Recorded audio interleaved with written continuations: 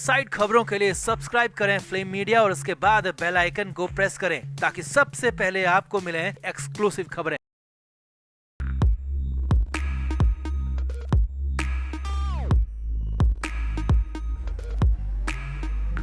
तो महाराष्ट्र में हुए जमीन घोटाले में अरेस्ट रविंद्र वायकर और उनकी पत्नी समेत सभी आरोपियों को मुंबई पुलिस ने क्लीन चिट दे दी है। अब जैसे ही ये खबर संजय राउत तक पहुंची तो राउत बुरी तरह बौखला गए और बीजेपी को भला बुरा कहना शुरू कर दिया। राउत ने तो ये भी कह दिया कि बीजेपी का वश चले तो वो अंडरवर्ल्ड डॉन दाऊद को भी क्लीन चिट दे दे। वहीं लालू प्रसाद यादव के हालिया बयान को सुनकर भी राउत बुरी तरह बिदक गए। अब दोनों ही खबरों की अपडेट आपको दिखाते हैं। आप भी संजय राउत के पूरे बयान को सुनिए और अपनी राय कमेंट बॉक्स में जरूर दें। तो शिवसेना सांसद रविंद्र वायकर को जोगेश्वरी जमीन घोटाले में मुंबई पुलिस से क्लीन चिट मिल गई है। मुंबई पुलिस की EOW ब्रांच ने क्लोजर रिपोर्ट जारी कर रविंद्र वायकर, उनकी पत्नी और करीबियों को बड़ी राहत दे दी है। अब इस खबर पर उद्धव गुट के नेता और सांसद संजय राउत का बड़ा बयान सामने आया है। संजय राउत ने कहा कि अब तो केवल दाऊद को ही क्लीन चिट देना बाकी रह गया है। इतना ही नहीं, संजय राउत ने ये भी दावा किया कि रविंद्र वायकर ने ईडी के डर से उद्धव ठाकरे को छोड़ा और शिंदे गुट में शामिल हो गए। वो रविंद्र वायकर की मजबूरी थी क्योंकि बीजेपी और शिंदे ने उन्हें ईडी का डर दिखाया था, गिरफ्तारी का डर दिखाया था। राउत ने आगे कहा, हमारे लोगों के खिलाफ गलत केस दर्ज किया जाता है और हम पर दबाव डालने का काम किया जाता है। इसी में कुछ लोग डर के मारे बीजेपी और शिंदे गुट को ज्वाइन कर लेते हैं और रविंद्र वायकर के साथ भी यही हुआ। राउत ने साफ साफ कहा कि बीजेपी साजिश के तहत काम कर रही है। पहले सोरेन को गिरफ्तार किया, उसके बाद केजरीवाल को गिरफ्तार किया और महाराष्ट्र में हमारे कई नेताओं को बेवजह गिरफ्तार किया। इवन मुझे भी गिरफ्तार किया। ईडी का डर दिखा दिखा के, नेताओं को गिरफ्तारी का डर दिखा दिखा के उन्हें शिंदे गुट ज्वाइन करने पे मजबूर किया और बीजेपी ज्वाइन करने पे मजबूर किया और रविंद्र वायकर के साथ भी सेम यही हुआ। राउत ने यहाँ पर महाराष्ट्र के मुख्यमंत्री एकनाथ शिंदे पर भी बड़ा हमला करते हुए कहा कि वो भी इसी वजह से डर के मारे बीजेपी के साथ चले गए थे। राउत ने कहा कि बीजेपी को मानना चाहिए कि हमने डर पैदा करने के लिए इनके खिलाफ केस दर्ज किया। मुझे तो डरा नहीं सके लेकिन कई लोगों को डराकर प्रभाव में ले लिया। संजय राउत ने आगे कहा कि अगर रविंद्र वायकर के खिलाफ अधूरी जानकारी और गलत फहमी में केस दर्ज किया गया तो देवेंद्र फडणवीस को EOW के प्रमुख के खिलाफ कार्रवाई करनी चाहिए, वरना ये पूरी तरह अनैतिक होगा। यानी कि कुल मिलाकर संजय राउत रविंद्र वायकर की रिहाई के बाद बीजेपी पर बुरी तरह बौखला गए और संजय राउत ने साफ साफ कह दिया कि बीजेपी ने साजिश के तहत उनके नेताओं को ईडी का डर दिखा के बीजेपी के ग्रुप में किया है, शिंदे के ग्रुप में किया है ताकि उद्धव ठाकरे कमजोर पड़ सके। लेकिन राउत ने कहा कि उद्धव ठाकरे ना तो कभी कमजोर पड़े हैं और ना ही कभी पड़ेंगे। आगे देखिए। इसके बाद मीडिया ने उनसे बिहार के पूर्व मुख्यमंत्री और आरजेडी प्रमुख लालू प्रसाद यादव के हाल ही में दावा किए गए उस बयान के बारे में भी पूछा, जिसमें उन्होंने दावा किया है कि केंद्र की एनडीए सरकार अगस्त तक नहीं चल पाएगी, अगस्त से पहले ही गिर जाएगी। इस पर शिवसेना यूबीटी नेता संजय राउत ने कहा कि लालू प्रसाद यादव ने जो कहा वो सही कहा, ये सरकार बहुत ज्यादा दिन तक नहीं चलेगी। इसके बाद पत्रकारों ने एक बार फिर से पूछा कि क्या वाकई में अगले महीने ही मोदी सरकार गिर जाएगी। तो इस पर राउत यहाँ पर भी बिदक गए और राउत ने कहा कि भाई लालू प्रसाद यादव ने बयान दिया है तो आप मुझसे क्यों बाल की खाल निकलवा रहे हैं। जाकर लालू प्रसाद यादव से ही पूछिए कि उन्होंने ये बयान क्यों दिया,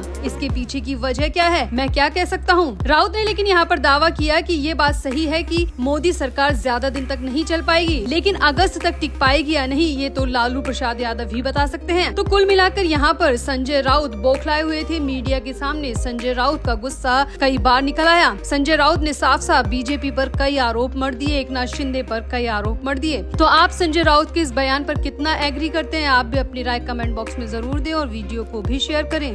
तो महाराष्ट्र में विधानसभा चुनाव की सुगबुगाहट तेज है। महाविकास आघाड़ी और महायुति ने तैयारियां जोरों शोरों से शुरू कर दी है। इसी बीच सीएम पद के चेहरे पर पंकजा मुंडे का बड़ा और हैरानी भरा बयान सामने आया है, जिसमें वो खुद को सीएम पद का बड़ा दावेदार बता रही हैं। दरअसल महाराष्ट्र विधानसभा चुनाव 2019 और हाल ही में हुए लोकसभा चुनाव में हार के बाद बीजेपी नेता और पूर्व मंत्री पंकजा मुंडे के राजनीतिक पुनर्वास पर चर्चाएं शुरू हो चुकी है। ऐसे में बीजेपी ने लोकसभा में मिली हार के कारणों पर विचार करते हुए मराठावाड़ा में पंकजा मुंडे को मौका देकर पार्टी की ताकत बढ़ाने की कोशिश की है। विधान परिषद चुनाव के लिए बीजेपी ने 5 उम्मीदवारों के नामों का ऐलान किया है, जिसमें पंकजा मुंडे भी एक हैं। इस सूची में पंकजा मुंडे समेत 3 ओबीसी नेताओं को मौका दिया गया है। इसके बाद मुंडे समर्थकों का इंतजार खत्म हुआ और कार्यकर्ताओं ने उत्साह के साथ काफी जश्न भी मनाया। दिलचस्प बात यह है कि पंकजा मुंडे भी अपनी खुशी को जाहिर करने के लिए नागपुर के दौरे पर निकली और नागपुर के दौरे के दौरान पत्रकारों से बात करते हुए उन्होंने महायुति के मुख्यमंत्री पद को लेकर बहुत बड़ा और हैरानी भरा बयान दे दिया। पत्रकारों से बातचीत करते हुए पंकजा मुंडे ने कई सवालों के जवाब दिए। इस दौरान उनसे पूछा गया कि महायुति का मुख्यमंत्री चेहरा कौन होगा, तो विधान परिषद उम्मीदवार पंकजा मुंडे ने कहा कि मैं खुद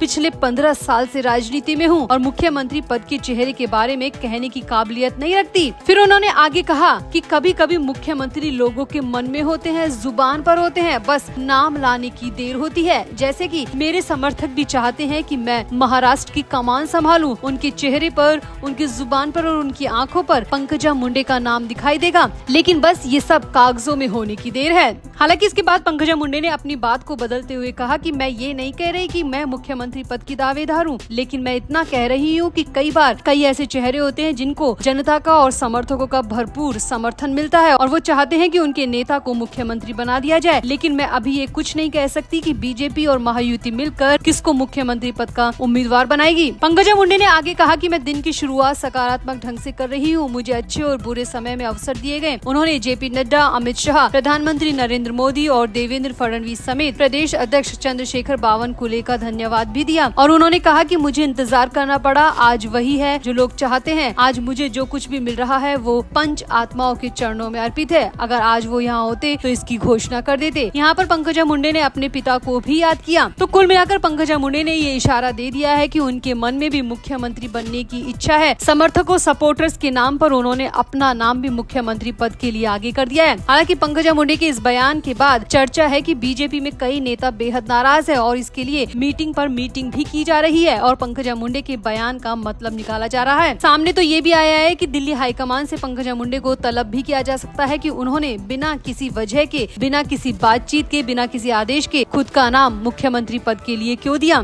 तो अब देखना होगा कि आखिर पंकजा मुंडे के इस स्टेप के पीछे, इस बयान के पीछे क्या वजह है। क्या ये एक रणनीति है? क्या वाकई में बीजेपी इस बार महिला चेहरे पर मुख्यमंत्री पद का दाव खेलने जा रही है? आप भी अपनी राय कमेंट बॉक्स में पंकजा मुंडे को लेकर जरूर दें। क्या वाकई में पंकजा मुंडे महाराष्ट्र की कमान संभालने के लिए योग्य हैं? आप भी अपनी राय कमेंट बॉक्स में जरूर दें और वीडियो को भी शेयर करें।